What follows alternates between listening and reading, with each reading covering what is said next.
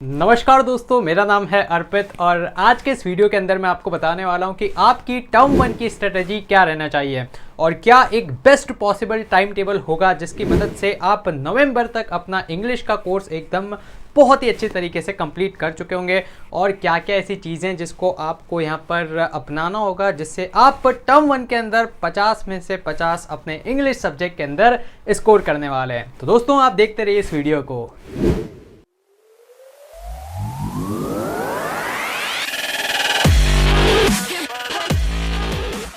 तो दोस्तों सीबीएसई ने हाल ही में एक सैम्पल पेपर को रिलीज़ किया है और उस सैम्पल पेपर का मैंने एक बहुत ही डिटेल एनालिसिस यहाँ पर किया है जिसकी मदद से हमें पता लग जाएगा कि किस प्रकार का आपका पेपर आने वाला है, किस सेक्शन पर हमें ज़्यादा फोकस करना है और क्या हमारी स्ट्रेटेजी रहनी चाहिए। तो यार देखते रहिए आप इस वीडियो को और हम बिल्कुल बहुत ही अच्छे से डिटेल में आपको एनालिसिस करके हर एक चीज़ के बारे में बताने वाले हैं और लास्ट में मैं आपको एक बहुत ही कमाल की चीज़ भी बताऊँगा जिसको अगर आप यूज़ करते हैं तो डेफिनेटली आप दूसरे बच्चों से 2-5 नंबर तो आगे हो ही जाएंगे। तो आइए अब मैं आपको बता देता हूं कि आपको आपका टर्म वन का इंग्लिश का पेपर कैसा दिखने वाला है। तो यार जैसे सीबीएसई ने सैम्पल पेपर को रिलीज़ किया तो वहां पर से मैंने आपके लिए कुछ एनालिसिस किए और उस एनालिसिस को मैं यहां पर आपको बताता हूं। तो यार ये रही अपनी कंप्लीट एनालिसिस जहां पर पहले कुछ इंस्ट्रक्शंस दे रखे थे, तो मैं आपको बता देता हूं कि कौन कौन से इंस्ट्रक्शंस थे। तो वहाँ पर एक इंस्ट्रक्शन था कि आपका जो पेपर होगा वो 90 मिनट्स का होने वाला है। तो बिल्कुल इस समय पता लग गया कि 1.5 घंटे का पेपर होने वाला है। देन वहाँ पर एक और बात लिखी हुई थी कि जो पेपर रहेगा एमसीक्यू बेस्ड रहेगा, मतलब जितने भी क्वेश्चंस रहेंगे सब आपके ऑब्जेक्टिव क्वेश्चंस रहने वाले हैं।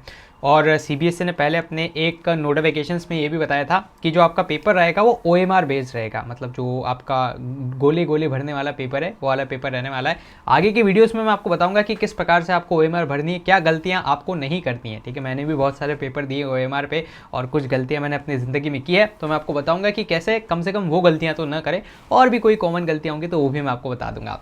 देन इसके बाद यहाँ पर यार साफ साफ है कि जो आपकी बार सबसे ज़्यादा वेटेज है वो आपका लिटरेचर सेक्शन का रहने वाला है। मतलब टोटल 60 क्वेश्चन आएंगे, 60 में से 30 क्वेश्चन मात्र लिटरेचर सेक्शन से रहने वाले हैं। सो अपने को सबसे ज़्यादा फोकस किस पे करना है, लिटरेचर पे करना है। ये कर लिया तो पास तो आराम से हो जाएंगे, है ना। बहुत से बच्चों को टेंशन रहती है ना, सर पास होंगे नहीं होंगे, तो ये काम कर लोगे तो पास तो हो ही जाओगे। देन अब मैं आपको बता देता हूँ कि ऑप्शंस का क्या सीन है, क्या आपको सारे के सारे एमसीक्यू करने हैं, क्या कुछ ऑप्शंस मिलेंगे। जी हाँ, तो ऑप्शंस मिलेंगे, सीबीएसई ने बता रखा है। टोटल 60 क्वेश्चंस आएंगे और 60 में से सिर्फ 50 क्वेश्चन आपको इंग्लिश के पेपर में करने हैं।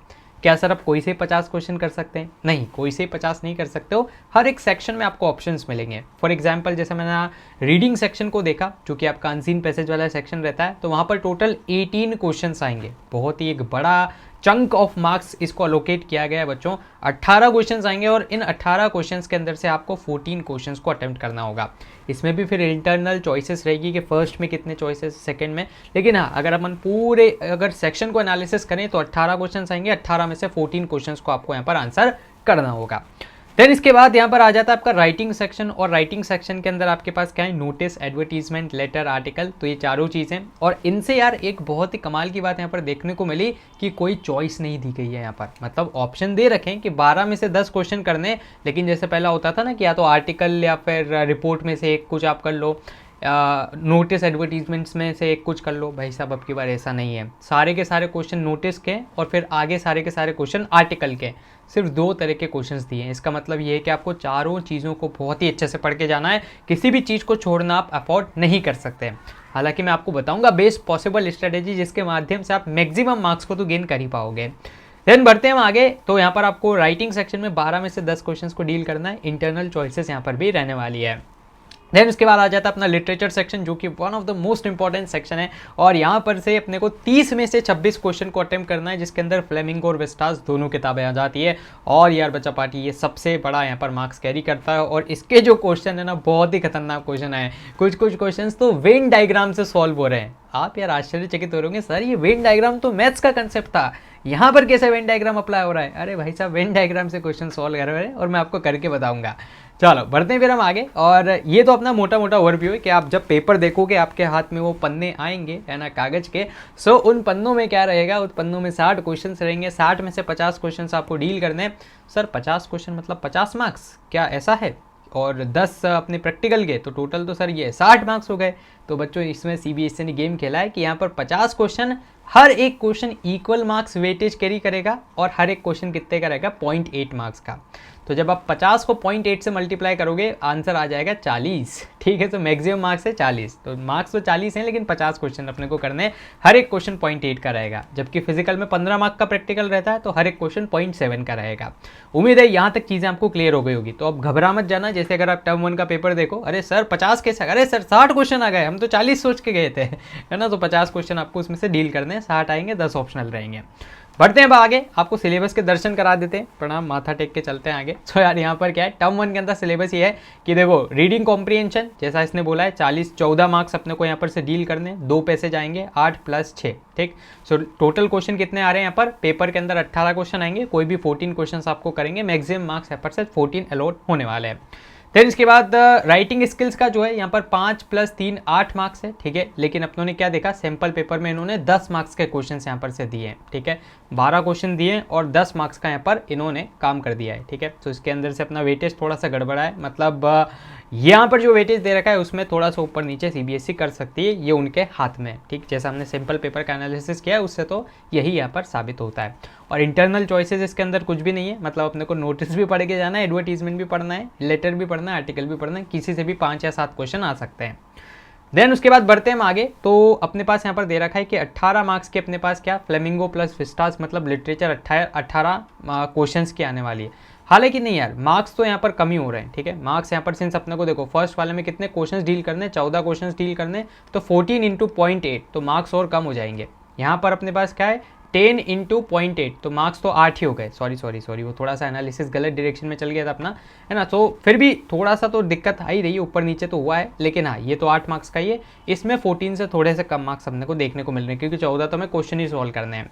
देन इसके बाद अपने पास लिटरेचर जो सेक्शन है वो यहाँ पर 18 मार्क्स का दे रखा है, लेकिन सैम्पल पेपर के अंदर इसका वेटेज थोड़ा सा ज़्यादा ही है, ठीक है। तो मतलब थोड़ा ऊपर नीचे हो सकता है, कुल मिला के यहाँ पर फिर भी जो लिटरेचर सेक्शन है उसका वेटेज बहुत ज़्यादा है, तो इसको तो अपने को बहुत अच्छे से देख के चलना है। अब देखो यार बच्चों, जो मैंने एनालिसिस किया है, एक बात जो आपको यहाँ पर फॉलो करनी है और वो ये है कि आपको फ्लेमिंगो और विस्टास की बुक को बहुत अच्छे से पढ़ना है, लाइन बाय लाइन पढ़ना है यार, क्योंकि बहुत डीप में मीनिंग आपसे पूछे हैं और सारे क्वेश्चन इन बुकों से ही पूछे गए। जो लिटरेचर सेक्शन के क्वेश्चन है ना, डीप में पूछे जा रहे हैं और एक्सट्रैक्ट सीधा का सीधा उठाया जा रहा है चैप्टर से। तो एक बार आपने पढ़ रखा होगा, मीनिंग्स को वहीं के वहीं हाईलाइट कर रखा होगा, तो बहुत ही लड्डू आपके लिए क्वेश्चन हो जाएंगे। पढ़ नहीं रखा है तो आप खुद कंफ्यूज हो जाओगे कि यार ये लाइनें भी किताब में थी क्या, ये तो बहुत ही कठिन लाइन है। तो इसलिए ज़रूर से पढ़ना, ये मेरा आपको एक मतलब भाई वाली एडवाइस है। तो ज़रूर से अपने को किताबें पढ़नी है, दोनों के चैप्टर्स पढ़ लेना, वोकैब स्ट्रॉन्ग होगी और सेकेंड अपने जो लिटरेचर के क्वेश्चन है वो लड्डू बन जाएंगे। देखो अब मैं आगे आपको क्वेश्चन भी दिखाऊंगा कि किस प्रकार के क्वेश्चंस यहाँ पर आ रहे हैं। स्ट्रेटेजी यार बहुत सिंपल है, कंसेप्चुअल अंडरस्टैंडिंग बहुत ज़्यादा जरूरी है, भले वो आपके लेटर हो, भले वो आपका पूरा राइटिंग सेक्शन हो। अगर आपको नोटिस का फॉर्मेट नहीं पता तो भाई साहब दुनिया की कोई ताकत नहीं है जिससे आप यूज़ करके उस क्वेश्चन को आंसर कर दो। आपको नोटिस का फॉर्मेट अच्छे से पता होना चाहिए, आपका पता होना चाहिए कि मेन बॉडी को लिखा किस तरह से जाता है, भले लिखते आए ना आए, लेकिन ये पता होना चाहिए किस तरह से लिखा जाता है, क्योंकि सैम्पल पेपर में इस प्रकार के क्वेश्चन दिए गए हैं। देन इसके बाद एमसीक्यू की प्रैक्टिस करना इज़ मस्ट, बहुत ज़्यादा जरूरी है। और बच्चों इसलिए मैं अनअकैडमी पर भी आपके लिए बहुत सारे प्रैक्टिस सेशंस ला रहा हूँ और यहाँ पर अपने यूट्यूब चैनल पे भी बहुत सारे प्रैक्टिस सेशंस आएंगे, तो उनको आप ज्वाइन करके रखना। रिवीजन इज़ द की, जितनी बार चैप्टर्स पढ़ोगे उतना फ़ायदा होगा। और फ्लेमिंगो और विस्टास की किताब तो आपको फ्री में इंटरनेट पर मिल जाएगी, डाउनलोड करो और उसको 2 बार तो पढ़ ही लो एटलीस्ट, तो वो सबसे ज़्यादा यहाँ पर कारगर स्ट्रेटेजी रहेगी इंग्लिश की। बिल्कुल हल्के में मत लेना बच्चों, सिंपल पेपर का लिंक डिस्क्रिप्शन में दे दूंगा। इस बार जो रिलीज़ हुआ है इतना ज़्यादा लपक के दिया है ना क्वेश्चंस, तो आप बोलोगे कि सर इंग्लिश ही डुबाएगी अब की बार, लेकिन यार प्रॉपर स्ट्रेटेजी बनाएंगे तो बहुत अच्छे मार्क्स हम गेन कर सकते हैं और दूसरों से हम 5-5, 10-10 मार्क्स आगे हो सकते हैं, ठीक। जैसे पीसीएम में क्या होता है, एवरेज मार्किंग होती है, अगर टॉपर के 35 आ रहे हैं तो आपके भी 32, 33, 30 तो आ ही जाएंगे। लेकिन इंग्लिश में भाई साहब टॉपर के 40 में से 40 आएंगे और आप 20 पे भी अटक सकते हो अगर पढ़ के नहीं गए तो इतना डिफरेंस हो सकता है, तो इसको लाइटली में नहीं लेना है। देन देखो एक क्वेश्चन में बताता हूँ जिसमें मैंने बोल रहा था ना वेन डायग्राम का इस्तेमाल हो रहा है। जैसे यहाँ पर सिलेक्ट द ऑप्शन जो कि करेक्ट इन्फेरेंस है डीप वाटर से रिलेटेड, ठीक है। तो यहाँ पर बोल रखा है Trigg Island Stempek Island located in Lake Wentworth. अगला ऑप्शन है कि Lake Wentworth is a part of Triggs Island, Stempek Island is 2 miles away from the New Hampshire, और एक और है Lake Wentworth is connected by docks to New Hampshire. देखो अब question तो आपको लग रहा होगा बहुत टफ। अब देखो इसको वेन डायग्राम से कैसे हम बिल्कुल लड्डू बना देते हैं। तो सबसे पहले हम बनाएंगे न्यू हैम्पशायर। तो ये तो क्या है अपने पास न्यू हैम्पशायर। न्यू हैम्पशायर मतलब एक स्टेट, जैसे आप मान सकते हो राजस्थान एक स्टेट है।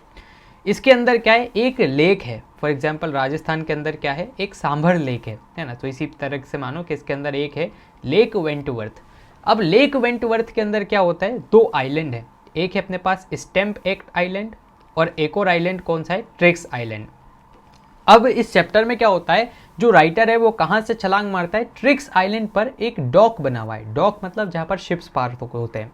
यहाँ से जो अपना विलियम डगलस है वो क्या मारता है, छलांग मारता है। और छलांग मार के कहाँ पर जाता है, वो स्टैम्प एक यहाँ पर जाता है आइलैंड में, जो कि 2 माइल्स है, 2 माइल की दूरी पे, मतलब करीब 3.2 किलोमीटर्स पे। ठीक है, अब यहाँ पर क्वेश्चन पूछा गया है इस वेन डायग्राम से रिलेटेड, है ना। न्यू हैम्पशायर तो क्या है, पूरा एक स्टेट है, उसके अंदर एक लेक है वेंटवर्थ, उसके अंदर 2 आइलैंड है। एक है अपने पास कौन सा, ट्रिक्स आइलैंड, एक है स्टैम्प आइलैंड।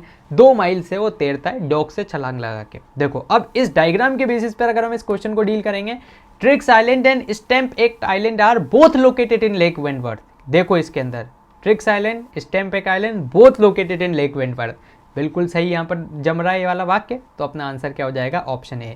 इसी तरह से बच्चों हमने चीज़ों को पढ़ा है, तो बिल्कुल आप हमें ज्वाइन कीजिएगा यार। मैंने आपको लिंक्स दे रखे हैं डिस्क्रिप्शन के अंदर सारे अपने चैप्टर्स के, तो उनको देख लेना एक बार। Then Lake Wentworth is a part of Trick Island, तो देखो ये तो बिल्कुल ही गलत है। लेक वेंटवर्थ के अंदर है ट्रिक्स, न कि ट्रिक्स के अंदर लेक वेंटवर्थ है। तो ऐसे सारे ऑप्शंस को आप देखोगे तो बिल्कुल इस डायग्राम के माध्यम से भी डील हो जाएंगे वो। ठीक है, तो इसलिए बहुत कमाल के क्वेश्चंस है। और बच्चों इसके लिए मैंने क्या कर रखा है, आपकी सैम्पल पेपर की कंप्लीट एनालिसिस का वीडियो बना रखा है। ठीक है, और वो एक अपनी अनअकैडमी पे स्पेशल क्लास थी, तो एक बार आप उसको देख लेना, लिंक्स आपको डिस्क्रिप्शन में मिल जाएंगे। और अगर आप उसको अनलॉक करते हो तो कोड लगा देना APpedia। ठीक है, जैसे आप उस लिंक पर क्लिक करोगे, पहली बार अगर आप अनअकैडमी के प्लेटफॉर्म पर जाओगे तो आपसे एक अनलॉक कोड मांग सकता है, तो APpedia का यूज़ कर लेना।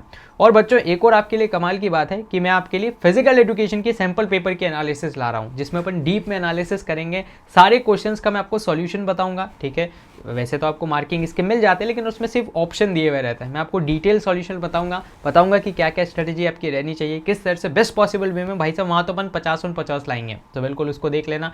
अनलॉक कोड यही रहेगा अपने पास APpedia, और ये लाइव क्लास रहेगी तो रात को 9:30 बजे। और इसकी डेट क्या रहेगी, डेट रहेगी अपने पास, जैसे आज अपनी तारीख है 7 सितंबर, तो 8 सितंबर को वाली क्लास रहेगी। अगर बाई चांस आप बाद में इस वीडियो को देख रहे हो तो कोई दिक्कत नहीं, आप क्या करना, रिकॉर्डिंग भी इसकी देख सकते हो और वो आपको अवेलेबल हो जाएगी। सो लिंक्स आपके डिस्क्रिप्शन में चेक कर लीजिएगा, कोड रहेगा अनलॉक का APpedia। अब मैं आपको बताता हूँ भाई साहब गोल्डन रूल क्या है दोनों परीक्षाओं में पास होने का। ठीक है, इंग्लिश और फिजिकल की परीक्षा में कैसे पास हुआ जाए, क्या गोल्डन रूल है, क्या अपने को नहीं करके आना है। जनरली यार अगर हम IIT JEE की एग्ज़ाम और नीट के एग्ज़ाम देते हैं तो वहाँ पर हमें आदत होती है नेगेटिव मार्किंग की। भाई साहब नेगेटिव मार्किंग, और 90% जनता को नेगेटिव मार्किंग की डुबाती है, यही खा के निकल जाती है। CBSE ने देखो सिंस अब ये नया एक्सपेरिमेंट ही है, तो वहाँ पर उन्होंने नेगेटिव मार्किंग नहीं रखी है।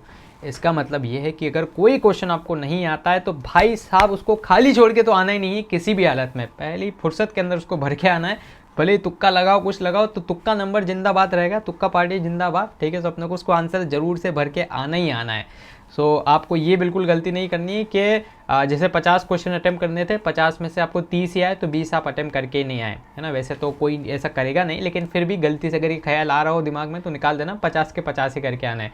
क्योंकि अब ये भी नहीं है कि बाई चांस पहले के 10 क्वेश्चन गलत हो गए तो आपका इंप्रेशन गलत हो जाएगा। इंप्रेशन गलत हो ही नहीं सकता भाई साहब, क्योंकि आपकी कॉपी चेक कैसे होगी, कॉपी चेक होगी OMR मशीन में। मशीन पे कौन सा इंप्रेशन, शुरू के 20 भी गलत हो तो भी कोई दिक्कत नहीं है, 30 अगर बात के सही है तो सब में आपको सही मार्क्स मिलेंगे, 30 में से 30। ठीक है, मतलब वो जो भी 0.8 के हिसाब से मार्किंग होगी आपको मिल जाएगी। तो मतलब आपको हर एक MCQ को डील करके आना ही आना है, छोड़ के किसी को भी नहीं आना है। बस वो तो जो ऑप्शन वाले उन्हीं को छोड़ना है ना, वरना फिर चक्कर पड़ जाएगा। ऑप्शन वाले मत करके आना, मालूम पड़े 60 में से 60 करके आ गए, सर 50 तो सही हो ही जाएंगे, तो ऐसा काम नहीं करना है। 50 बोला है तो 50 ही करना है। चलो बढ़ते इसके बाद आगे। डिस्क्रिप्शन में आपको क्या क्या मिल जाएगा, एक तो प्रीवियस ईयर क्वेश्चंस मिल जाएंगे, आपको लेटेस्ट सैम्पल पेपर मिल जाएगा जो CBSE ने रिलीज़ किया है। देन सभी इंग्लिश के वीडियोस आपको मिल जाएंगे टर्म 1 के अनुसार, और नोट्स आपको हम प्रोवाइड करवा देंगे, तो एक बार डिस्क्रिप्शन जरूर से चेक कर लीजिएगा। तो दोस्तों फिलहाल के लिए इस वीडियो में इतना ही। मुझे उम्मीद है कि आपको वीडियो पसंद आया होगा। अगर आपके कोई भी डाउट्स हो तो आप उसको कमेंट बॉक्स में लिख दीजिएगा। दोस्तों मैंने आपके लिए कमेंट बॉक्स में एक इंपॉर्टेंट क्वेश्चन को भी पिन कर रखा है, आपको इसका आंसर #ANS लिखकर अगले लाइन से देना है। दोस्तों आप हमारे चैनल को भी सब्सक्राइब कर दीजिएगा, क्योंकि इसी प्रकार का धांसू कमाल धमाल कंटेंट आपके लिए आता रहेगा। और सब्सक्राइब बटन के पास बने एक बेल आइकन को भी आप जरूर से दबा दीजिएगा, ताकि हमारे चैनल की लेटेस्ट नोटिफिकेशंस आपसे मिस ना हो। तो दोस्तों धन्यवाद, जय हिंद, जय भारत।